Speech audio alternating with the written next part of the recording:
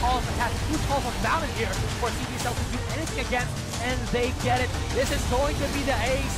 A clean swipe. Guardian Angel, George fighting in the corner. Andre goes down. Redemption a bit too late. What's gonna happen? Baba has no for Starlet. Is that right? First. Daigo is jumping in. He's in the middle of the fray. Here comes the tidal wave, jumping in and jumping out.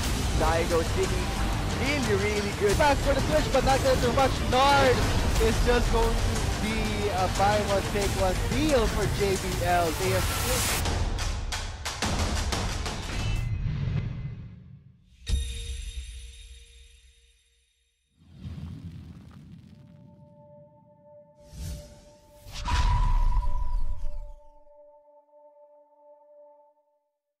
Ladies and gentlemen, welcome back. Magandang hapon sa inyo mga summoners. We are your shoutcasters for this game. I am Shinbu1449. Of course, with me is my partner, Amplifier, here for the Lenovo LCL 2017 Spring Term Interconference Series for the Group C. So yun, ang matutuklayan natin dito would be the likes of the school ng Xavier University, TIP, UPLB, and of course, JBL. Sayang nga, hindi natin nakita yung first 2 games, sadly. Oo nga, sa schedule natin. Yung first 2 games natin, you could see na Xavier University actually went 2-0 against TIP on 2 games which are defaulted.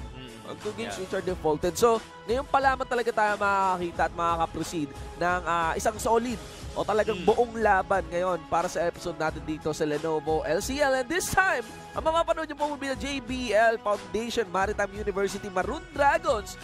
Seemingly undefeated na. Yes. Oo, 4-0 sila ngayon mga kaibigan. At syempre, patuloy lamang. Naka 2-0 na yung Xavier University, di ba? Okay? I mean, naka 2-0 sila for today's episode. Pero ang full standings nila would be 2-2. As you can see na ang Xavier University now has, kasi hindi na wala pa silang win eh. So, yan, naka-ano na sila ngayon. 2 wins. 2 wins. Pero by default. By default. So, interestingly, with this kind of standings, I'm seeing as well that UPLB, when I was checking the standings, 2-2 rin lang ang UPLB. And it seems na yung scheduled na laban natin for Game 5 and Game 6. Nagpa-default na rin yata. Yeah. Look at that. That's already 6 lose. Yeah. Alright, before our stream started, that's only like a 2 lose. So, I think that's like an instant win. All the games to be played by UPL before today's episode, basically, given na sa kanila. So, nabigay na. So, mukhang susubaybayan nating laban dito would be kung may chance pa ang Xavier University. Ayan. And kasi tie din. Tsaka ang UPLB. Kasi kung halimbawa yung yung JBL, currently kasi undefeated sila. Pero if they give up these games against XU, then there's a chance that UPLB can still tie with them for first place. Oo, so bakit yung ulo kayo JBL actually? Actually, dahil sa nangyari dito. Pero, ayan, ladies and gentlemen, again, one of the biggest shoutouts sa mga viewers natin na bahagi. At syempre, ka-classic classmates itong mga players natin dito. Do take note that John B. Lacson, Maritime University, is the 2nd seed ng Visayas Conference natin. Interestingly, they swept through that conference. Okay? Pero, hindi ganun kataas yung expectations sa kanila.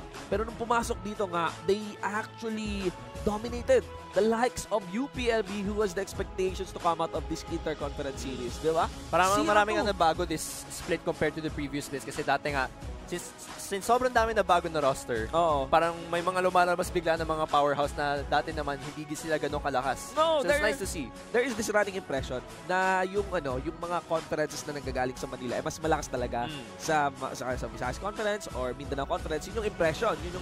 Knowing palalo na sa Manila Conferences, mahigpit yung laban. May mga qualifiers pa yan bago ka maging representative ng school, bago ka makapasok dun sa mismong conference. Whereas, doon sa Visayas and Mindanao Conference, ang daming returning teams lang. Walang qualifiers na kailangan daanan. So, yun yung impression. Pero ito, it changes everything. It totally changes everything. Seeing the likes of the Maroon Dragons, John B. Lacson, na tinu 2-0 ang UPLB and UPLB. Matagal na yan malakas. Yes, I cannot emphasize kung gaano ka solid na contender din po ang UPLB. Ayan, ang Honor F. Excellencia. Alright, so, and of course, we're just waiting out to load into the drafting phase, ladies and gentlemen. Do take note that we're going to be playing on the patch 7.9. the mid-season.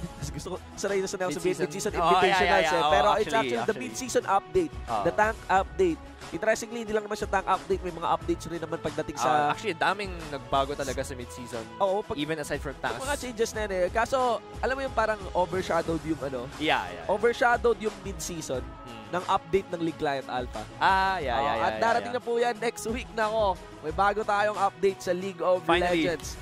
Lots of stuff to be unlocked. It's like, you know, ang story lang niyan in a nutshell kasi guys ng League Client Alpha is that yung client ng League of Legends, it's totally new. Yeah.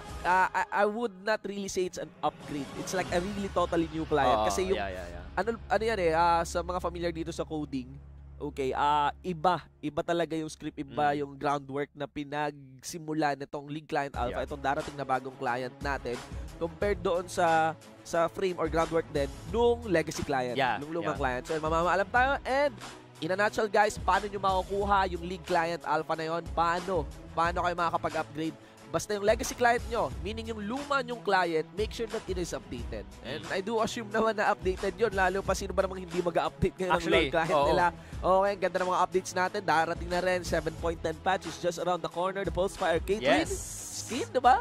Tsaka, I think they changed also pati yung Pulsefire Ezreal na skin, diba? There were tweaks as well. May mga upgrades din doon. Meron ka makukuha summoner icon. Actually, lang excited ako yung lumilinger na news nga, yung nakita natin kanina. The missions. The missions for League of Legends, kung saan pwede kang, imagine like if you play a certain number of games for certain champion, magkakaroon ka ng summoner icon na champion.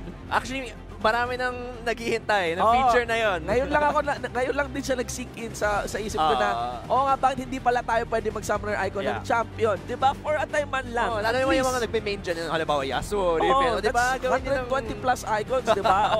Plus not to mention the skins as well. So, really, ayun nga po, as you mentioned kanina, we're playing at a 7.9 patch.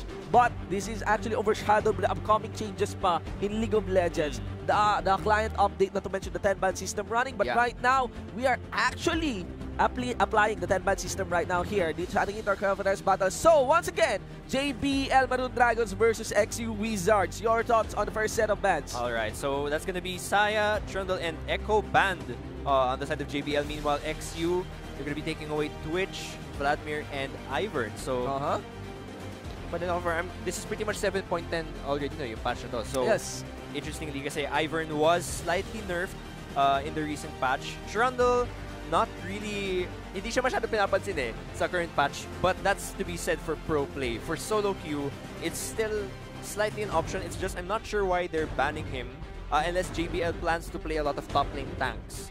But they did lock in Renekton.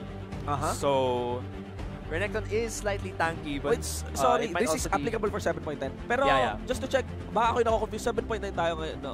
Is it? Are we live ba on 7.10? As far as I know, 7.10 is the Pulsefire Caitlyn patch. Unless nag-patch recently. Let's check. I cannot recall. Let's confirm. Pero as far as I know, applicable pa rin dito yung mga mid-season updates natin. 7.10 sure tayo. is the patch now. 7.10. We're applying the 7.10. Okay. Alright. Okay, my apologies for 7.9. So 7.10 na tayo. So live na pala.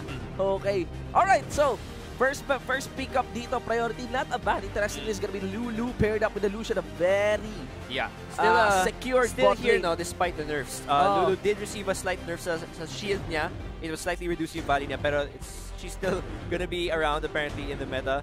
Lucian gonna be locked in as well, and then Karma, Tristana. So Tristana, another champion we don't usually see. As far as I know, still not a priority pick in terms of AD carry, but yun na nga pagdating kasi sa meta na LCL, we don't see the meta and pro play reflecting usually on LCL. So again, for those who are not usually familiar, syempre, there's always that idea that it's usually better to go with your comfort picks rather than trying to copy the meta per se.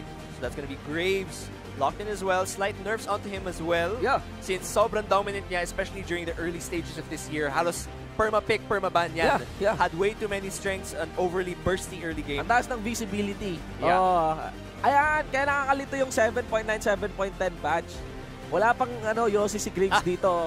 Ayan ang alam ko sa 7.10 patch.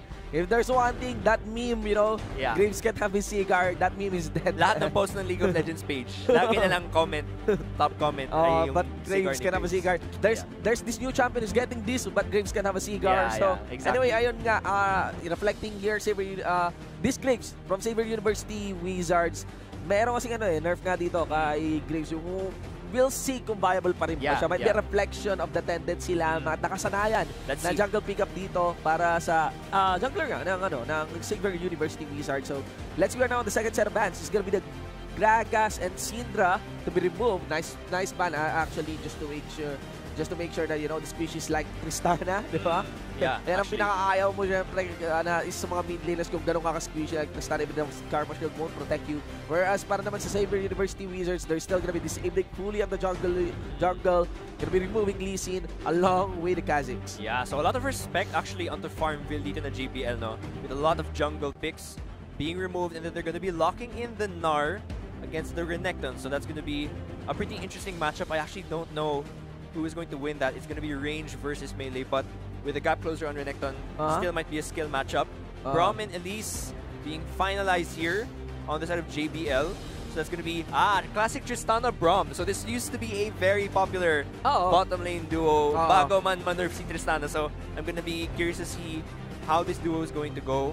And then it's going to be possible Orianna being locked in. Ang problema na dito sa side ng Xavier University na wala silang consistent, reliable tank. So the only time na may tank yung Xavier University is when Gnar is on his what do you call this?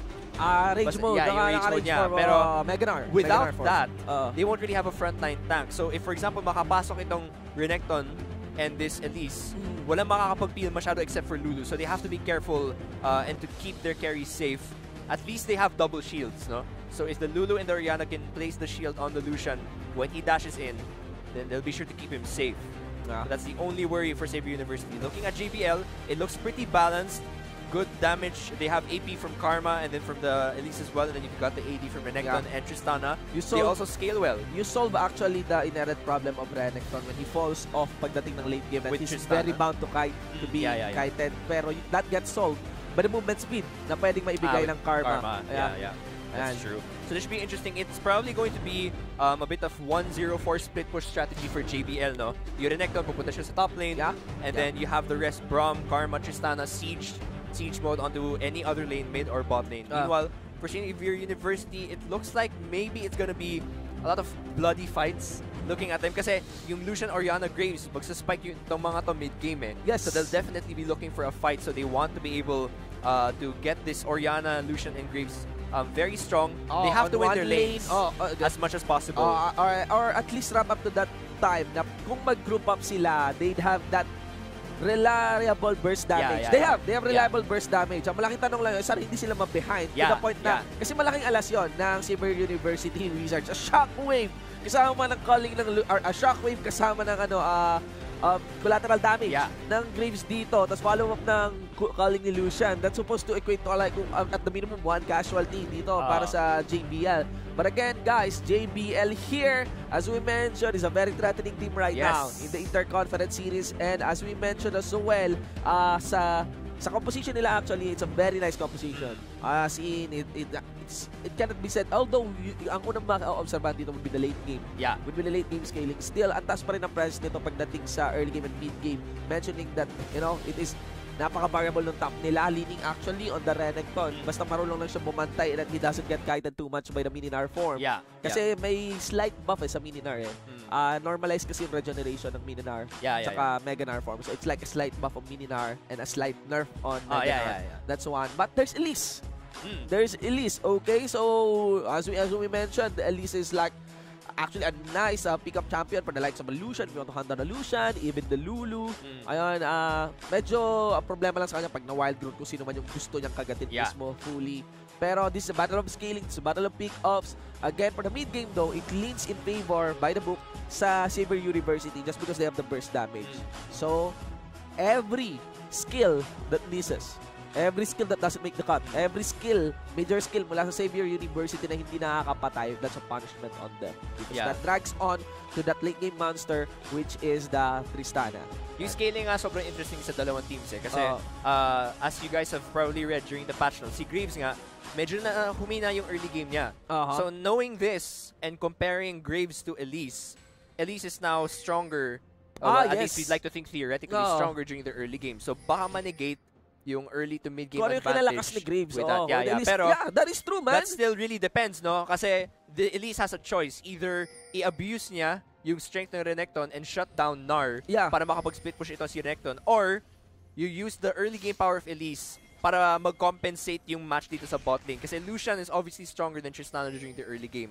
So Elise can try to compensate for that, or pwede siya mag-gank sa top lane to help the Renekton. So it's all about the early to mid game decision making here. If it's gonna be me, I would recommend the Renekton. Yeah, same. I think there's gonna be the flash in. Cocoon connected. He gets stunned here, and Heavy gets consumed here by the John B. Lacson Foundation Maritime University. Maroon Dragons open up with the first blood. 50 seconds into the game. And that taunt from G's. Yun lang, yung first blood na punta kay Owl. Hopefully that makes it worth it, but either way, no, that's still first blood going over to JBL's side. So, very worrisome positioning for Sendy. No? He shouldn't have overextended that far. Siguro hindi nila ina-expect na lahat ng members magko-converge dun sa point na yun. Kasi during standard start, diba, usually all 5 members are dispersed across the river. So, hindi niya siguro in-expect na, oh my God. But, he actually should have deducted at least for 1 second, medyo mahirap nga lang yun. 1 second deduction. Na yung Brom yung una nagpakita doon. Hindi normal na nandun yung Brom. So that's actually like a signal squad yan. Kung unang nakita mo yung support on that Pixel Bros leading the mid lane. And for the top lane, as I wanna go back dun sa sinasabi ni mong nerf on Graves. Specifically for Elise, kasi isa sa mga nerf actually bago pa man pumasok itong latest patch natin. There's a previous nerf on Graves which tinanggal yung magic resistance. Na true grit niya. On Elise. Okay, so sinong itadapat mo pang jungle dyan, diba? Ang taas ng presence niyan. So, ayan, ladies and gents, let's see kung paano ito magagamit. Lalo pat na ibigay ito sa Karma. Did not encash that too early though. Wala tayong nakikitang extra Dorots because they actually went directly to the lanes after getting that first blood. So, this is probably going to manifest during yung later part ng laning phase. No? This Orianna does have to be careful kasi I do believe in terms of in-lane poke, Karma is stronger, especially without the items. Orianna still needs some time to spike when she gets her 2 to 3 item spike, so it's gonna have to wait a while. Karma, actually, what manifests as well is yung kawalan ng flash ni Brom kanina. So right now, we could see here that the bottom duo ng Xavier University, they know that when push comes to shove, they have an advantage, flash-wise at least, knowing na yung enemy support ay walang flash. So ngayon, medyo ang napapanis at napapokat ay si Giz pa.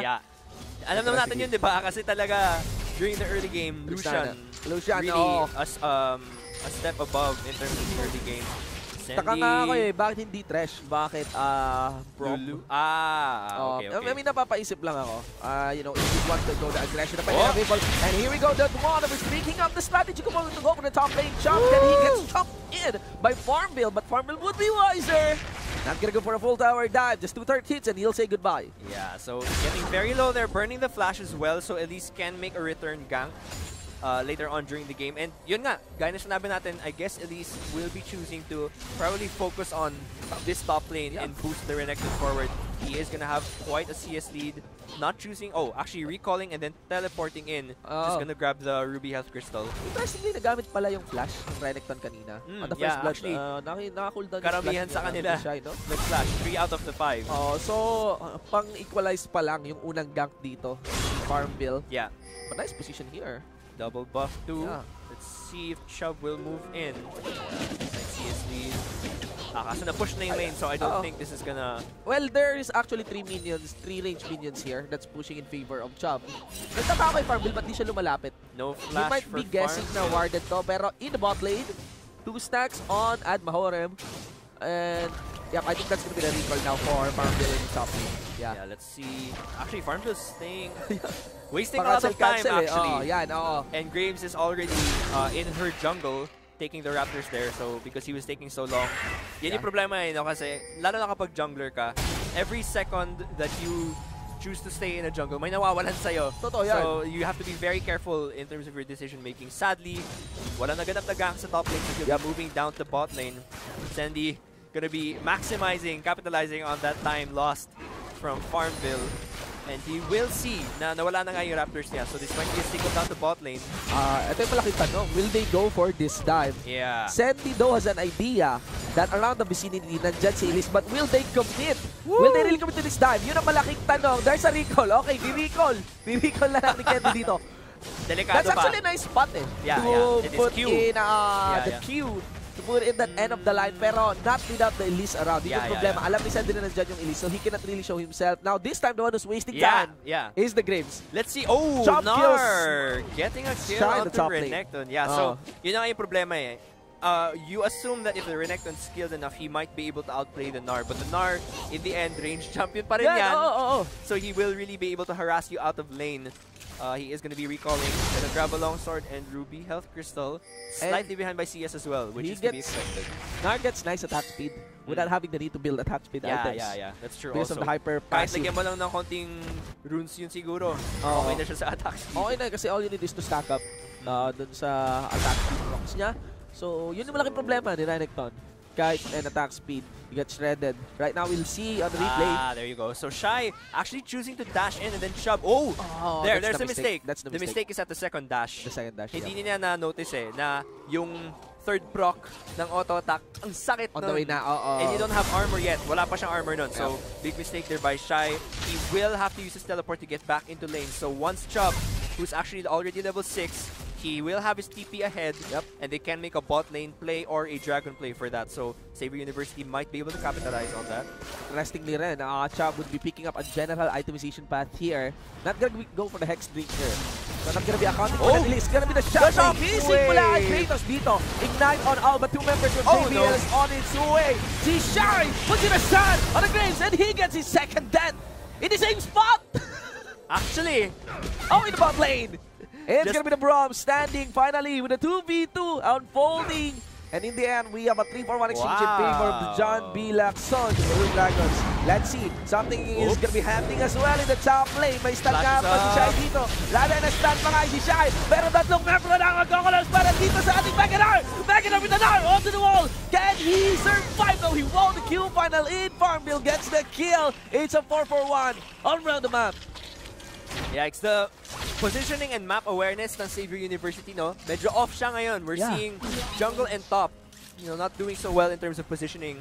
Graves, again, digging his own grave at the exact same spot. Kaya na sinabi mo kanina. And we're seeing the bot lane play right now. G's, a bit too forward, but Majorim, he doesn't take into account the bomb damage there.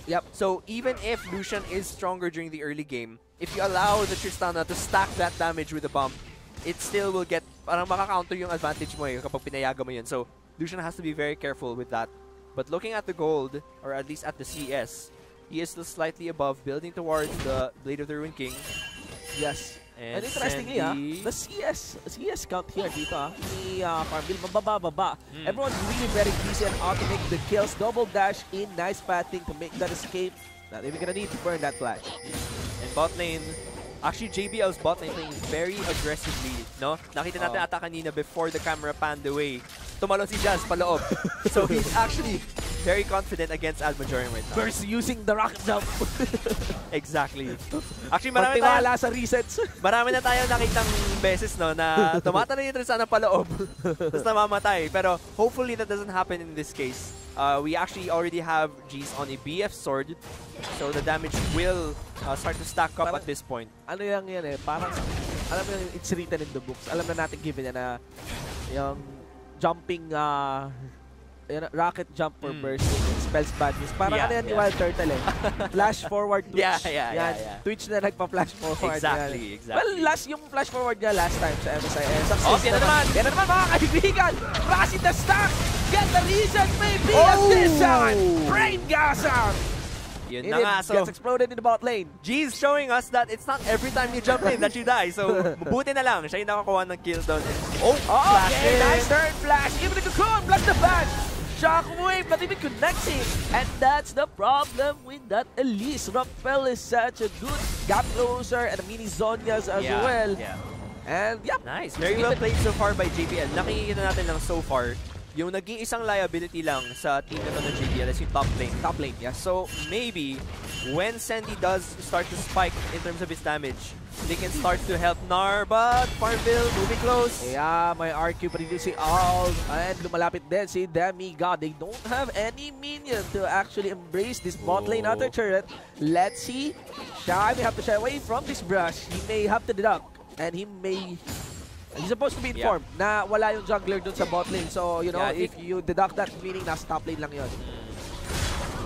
I was thinking may push nila yung top lane, but they do decide to recall. Maybe, prepare for the dragon, which they are pinging right now. Yep. TP is up for Chubb. So even if Sandy's the only one to recall, he will be able to make it in time. Let's see, looking at the CS so far, slight lead for pretty much. That's a problem, no? Nakahanap ng katapat si Renekton. The thing about Renekton is a very strong laner. Tapos kapag nakitrade ka sa kanya, for the most part, ang taas kasi ng damage counts niya, matatalo ka. Pero pag hinayaan mo siya mag-farm, makaka-farm siya ng stacks, ng rage stacks. Anong itatapat mo? Saan mo na nagpa-farm din ng rage stacks? Pero rage. Yes, Rage champion. Nar, mga kaibigan. I miss the days na medyo staple pa si Nar. Maybe now we'll get to see more of him. I was expecting Rumbles sana, mga Rumbles. Nautilus and Makai has dropped in performance right now. Actually, top performance right now in the top lane nga is Fiora. Sila Irelia are having a pretty good time, I think, right now in top lane. Medyo nawala yung tank meta natin for a while. Kahit tank update, ha? Kahit tank update yung ating mid-season. Nagkaroon ng preference. Rito still has to do a bit of improvements for our tanks. But Dragon is being pinged right now. 4 members are all in this area. Blue buff being given to Kratos. And are there wards? No wards here. There's JBL? Recall and Owl. Do they have any strategy? No wards, actually. Oh, there. I mean, so there's one ward. There's one ward. But I wouldn't recommend the Karma to teleport on that spot there. There's actually a ward on the back. Actually, Karma already teleported in the back line. Sinimula na dito. Atmajor puts it in the count. On the G-Scan, destroy this fight. He gets on by Atmajor, pero here comes Danny. Got another teleport comes in from Shy. Chop in the back line na wala na dito si Kratos, mga kaibigan. Asta ng brain gas and the brain gets blocked. Here in the jungle blue side naman nawawala na dahil member ng Saber University 12 minutes into the game and we're almost reaching an ace with only Atmajor surviving that Dragon Clash. 4-0 exchange for the Maroon Dragons. Well played by JBL. Actually, akala ko maagang mamamatay si Jeez. He was actually very, very low. Being chased by the Graves, but sakto yung shield ng Karma to give him a double kill. So that was very well played there by JBL. Also pretty good positioning from G's to be able to jump from one target to another. Now XU is very far behind in this entering this mid game. They'll be a step behind. Sabi natin kasi during the pick. Oh wait, so let's take a look at this replay first. Demigod, his ult misses, and not only his ult misses, I believe Oriana's shockwave only gets Demigod there as well. So each one trading a not so good ult. But you can see G's, he's very low here. Pero even though he's low, he's able to actually flash and jump out after getting the kills. And then the perfect shield comes in from Karma. Boom. It saves him, gives him the double kill. And that sets them up pretty much for the transition into the mid game. And Saber University got confident. Oh my god, that's gonna be the first ult once again from Al as he goes in big. Actually, ang gusto ko narinig na sabihin dito was on Al on that fight earlier. It is a trade-up, pero kahit mag-auto-attack na lamang dito si Al with a burn from the red buff, pinamiss niya pa yung Q, mga kaibigan. I think he's predicting a flash. I don't know, but that's still a kill nonetheless. 2 for 1 in favor of JBL. And I want to mention kanina, dun sa DR collapse, walang idea sila Kratos nung teleport ni Karma. It was a very nice flank. The way he actually tries to chase on the choke point going for the mid lane, for the blue side mismo, sarili nila mismo blue side, nagulat siya may Karma bigla. Actually, maganda nga yung pag-placement ng ward. Maganda yung setup. Basically the JBL for that fight. So, very well played for them. And like I said, maganda pang transition to into mid-game. And XU, they can't really afford to be behind during the mid-game. Kasi when you look at the pick and ban, he did go for the dive. So he gets kited. During the pick and ban phase, we mentioned that Graves, Oriana, and Lucian all want to scale well into the mid-game. They want to win the laning phase. But that hasn't happened, no? Looking at the CS, Tristana is now even, if not ahead, already of Lucian. Karma has won against Oriana, and Renekton, well, he's doing... Oh, wow. 8-0-3. Yes, and he's donning in the this is not Challenger, this is the Conqueror Karma. Karma. Pinalitan na pala yung Challenger line natin dito. Pero, ayun nga, the narrative here actually is that on their win, JBL's win against UPLB, it's actually a domination. Yeah. We just set up early on very reasonable mid laner. So there might be a new Predator in the place, but look at that, the outplays. Look at the move, that's gonna be a shutdown though onto the ADC. Then we got his Pure Gun is actually already got the ADC and the bottom duo. Splat will be fold here, but the bottom duo as well of Saber University. Here comes Alan. As we mentioned, the new Predator coming in from the Maroon Dragons, but can he make it? Complacency might be. Still he wins, still he tethers, and Brain Gasm will flash out. Oh, just one proper snipe. There is the badge. Here comes the enemy mid laner. It is a 2v1, and he's willing to take a 3v1. Let's see, can he make the outplay? Can he make the outplay? He needs mana for this one, but the final mana gets used up for the movement speed and the shield. So in the end, yes, the biggest threat right now from the JBL Maroon Dragons. Getting revenge for G's. Pero actually, alam nyo kasi kapag mga tayo, di ba, pag nasa solo queue tayo, minsan kapag mga 4-2-4 na tayo, naisip natin, siguro assassin na ako. Pero against sa Lulu, edi na counter ka diretso. Kung talagang Lulu yung idadive mo. Ano lang, let's just be aware of that tendency ng mga players natin na kahit 4-2 na tayo, hindi tayo Z. So medyo delikado yung ginawa ni Tristan at saka ni Brompton na nag-flash in sila for the assassination. Actually kung Z ako, hindi ko gagawin yun. Yun na may Lulu talaga eh. Magdadive din ako sa may Lulu. Alright, but maybe it's gonna be a different case right now. Oh, wow.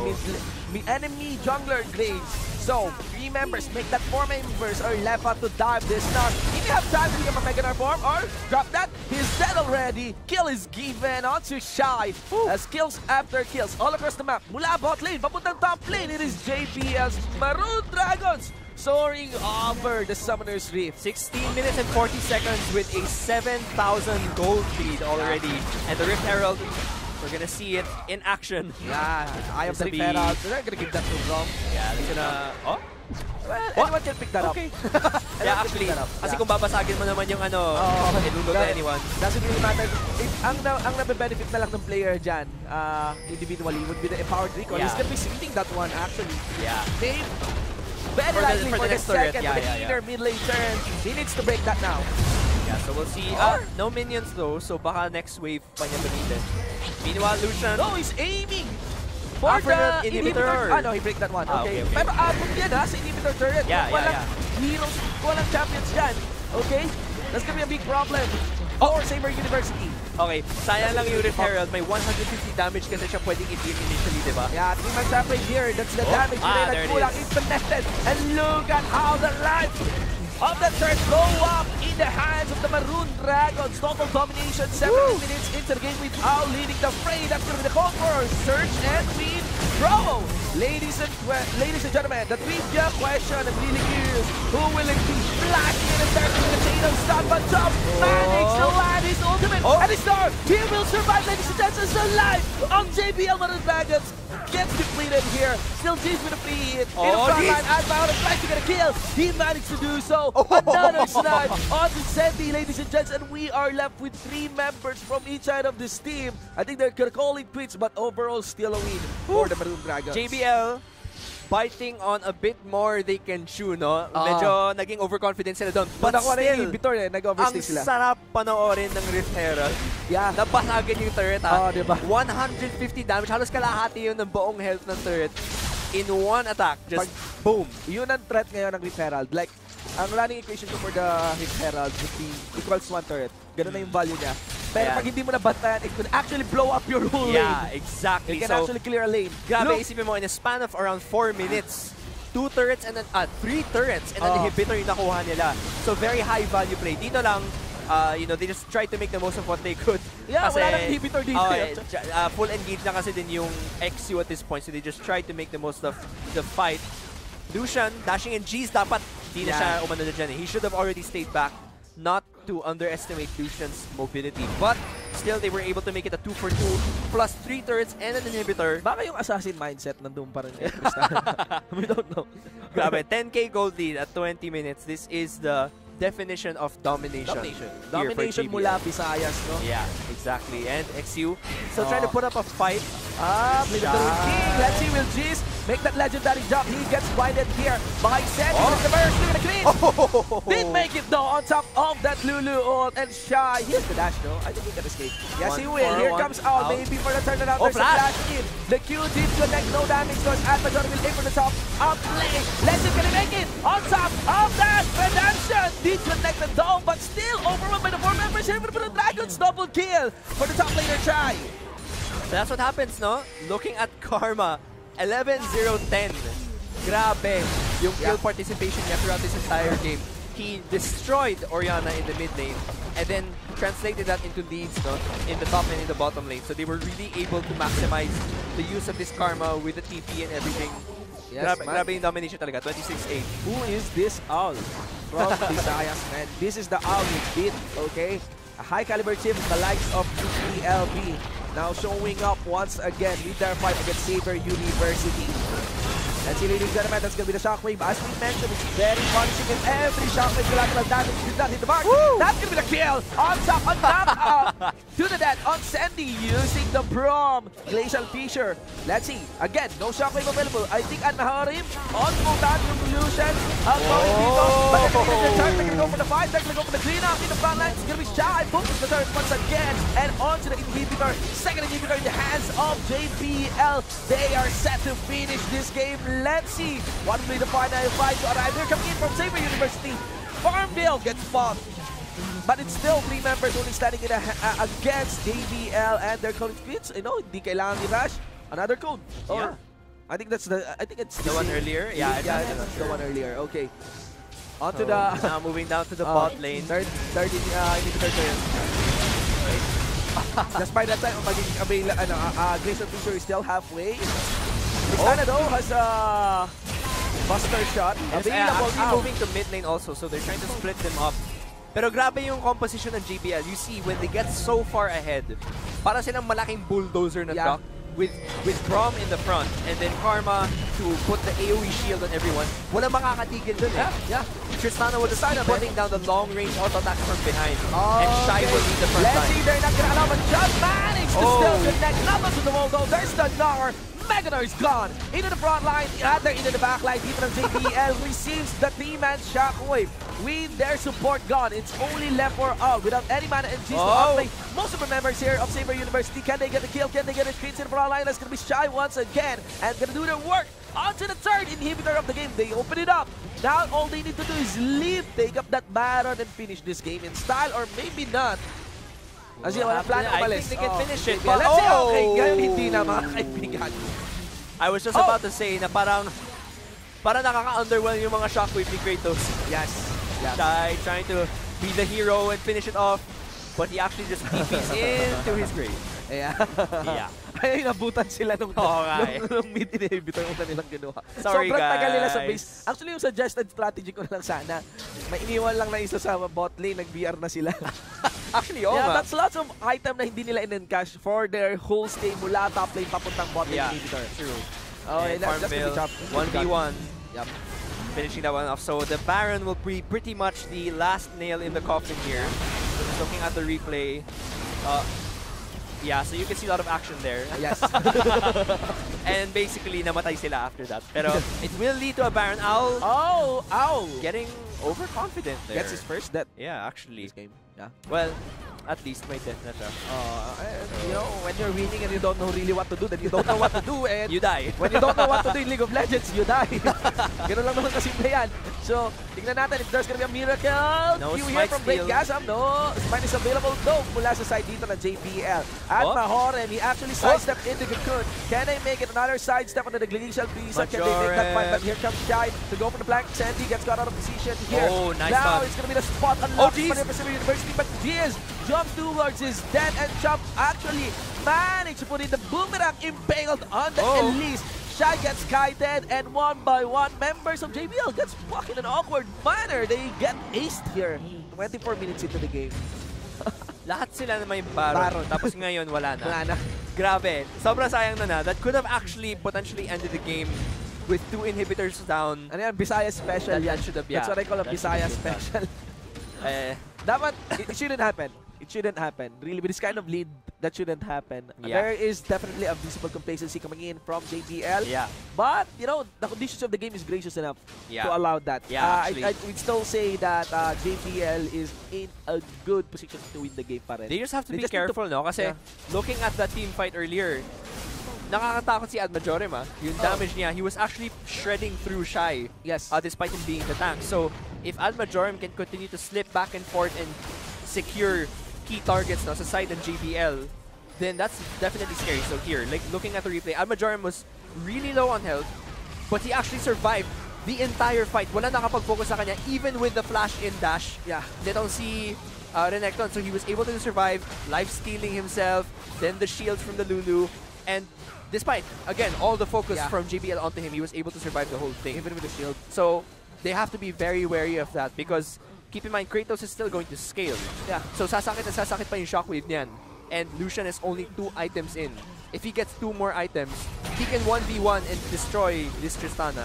But that's assuming the game will last that long. Malaki yung chance ng Saber University kung gawin nila yung pagsosolo, yung JBL magsolo dito for the next 15 minutes. Pero ito yung klase ng laro na kapag OM na, panalo na! Dalawa na lang yung membro na patay, ay rather natitira dito para Saber University. Shut down 1 by 1 down. As Al gets his second dead, but look at that. G's not backing down even. Universe coming in from Kratos, another dive from Farmville.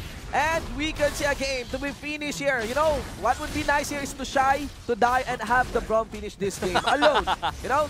Yes, ladies and gentlemen, that's gonna be the first victory of JBL in today's stream episode in this 2-game series. The biggest congratulations once again to the Maroon Dragons. And 7-win streak. So far, undefeated JBL continuing to dominate through this group. Grabe, it really does seem like they're going to be the team that exits this group and enters the semifinals. Yan ang it's a no-brainer pretty much for predictions. Actually, it's 5 wins na sa kanila. 7 points. They're now 7 points pala, sorry. 7 points. If they actually took another victory, they'd spike to 9 points. Yeah. They'd spike to 9 points. That's gonna be the situation here for the end game screen, man. Owl, who is this guy? 13-2 on a Karma. Wow. Pero keep in mind, that wasn't only his effort kasi although the Orianna, actually, we have to be honest. Kratos did not play so well on this Orianna. I would give it at most on Owl. Second would be on Farmville. Yeah. The rest did follow up. The rest did follow up para sa play nila. Ayan na. Jeez, he needs to work on some more discipline when it comes to the jumps on Tristana. But of course, the pressure is there. And you know, if you get shielded anyway by a Braum and the Karma, especially with the likes of Alden, why not? But overall, good communication from JBL. We saw them all moving always towards the same objective. Even though they gave up Baron completely at one point, they were always all on the same page. So very nice to see that from JBL. Always united, no matter what the action was throughout the game. Their first lead was a 4-1 kanina. And that 4-1 actually was a fight in the mid lane. Mula bot lane, tapos may fight din nangyari sa mid lane. Isang pick-up sa mid lane, may isang pick-up sa bot lane, isang pick-up sa mid lane. Or dalawang pick-up sa mid lane, isang pick-up sa top lane. It was with the teleport as well from Owl. So they're very proactive when it comes to the rotations doon sa mapa. You could see as well how Elise rotated, actually sacrificing some of his farm. You know, execution din.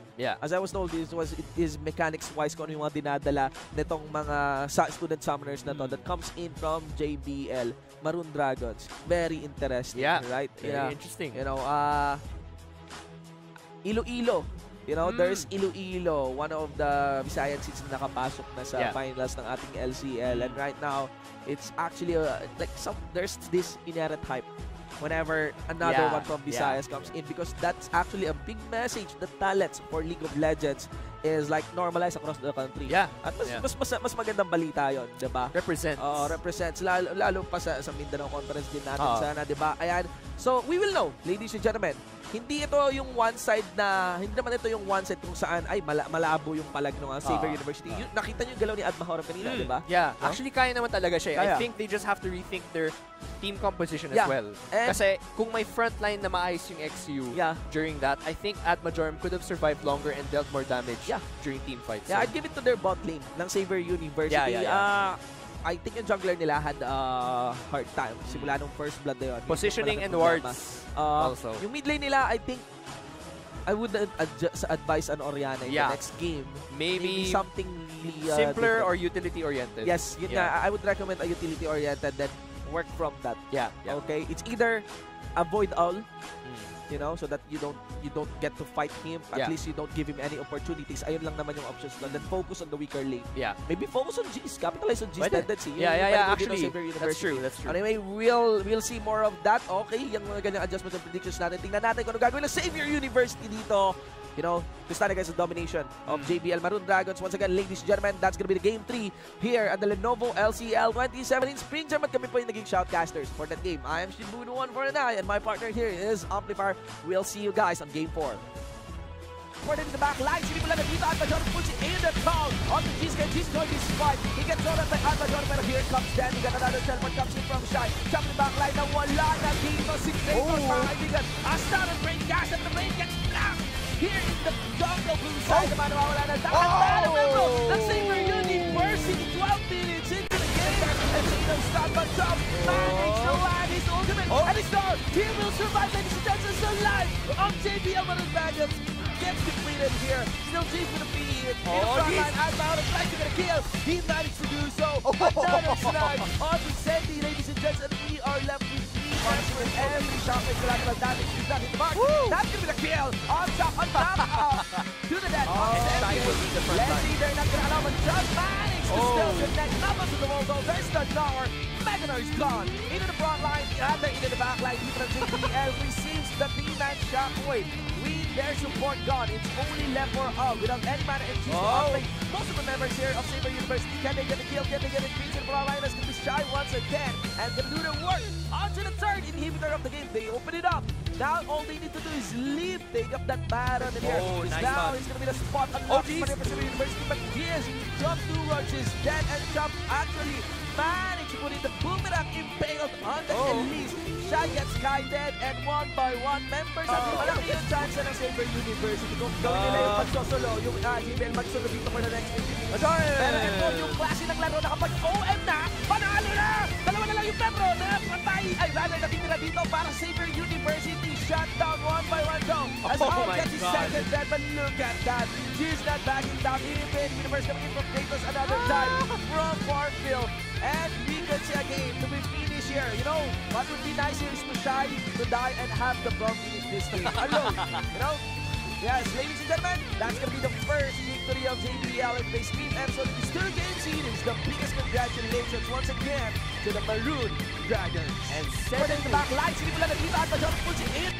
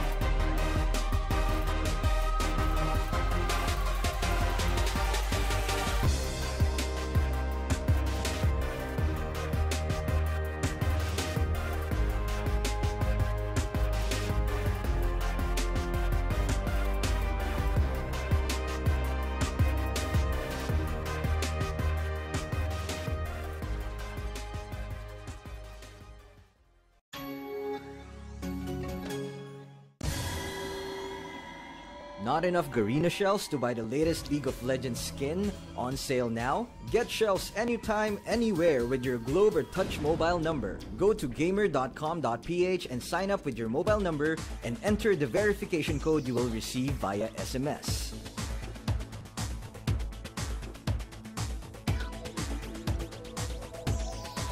Log in and choose the game and pin you want. Check out to purchase the pin with your load or through your postpaid account and receive the pin on your phone instantly. Never miss a sale on your favorite League of Legends skins and champions with Gamer.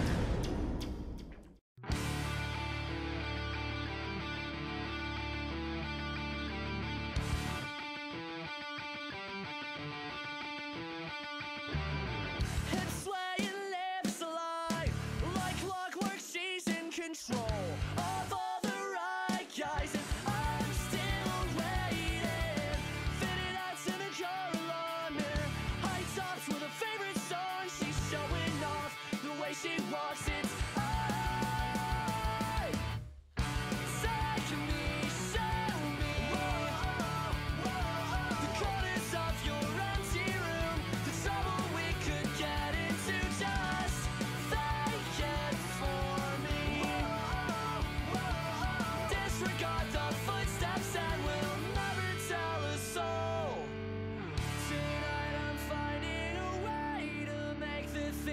you say just a little less obvious. I walk a fine line between the right and the real. They watch me closely, but talk is cheap here, like a weightless currency. Your words don't mean shit to me. I'm always cashing out. Take me, show me the corners of your empty room, the trouble we could get into. Just fake it for me. Disregard the footsteps and we'll never tell a soul. Tonight I'm finding a way to make the things that you say just a little less obvious. I confess, tonight I'm dressed up in gold. You've got me fucked up and so you talk like you're famous, you're shameless.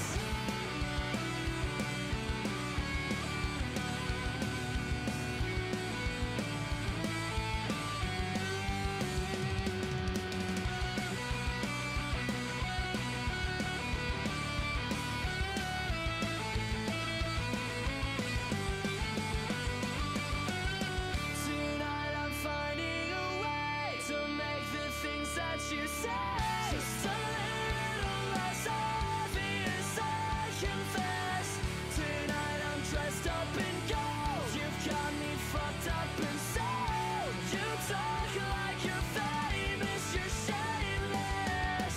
Tonight I'm finding a way to make the things that you say just a little less obvious. I confess, tonight I'm dressed up in gold. You've got me fucked up and so you talk like you're famous, you're shameless.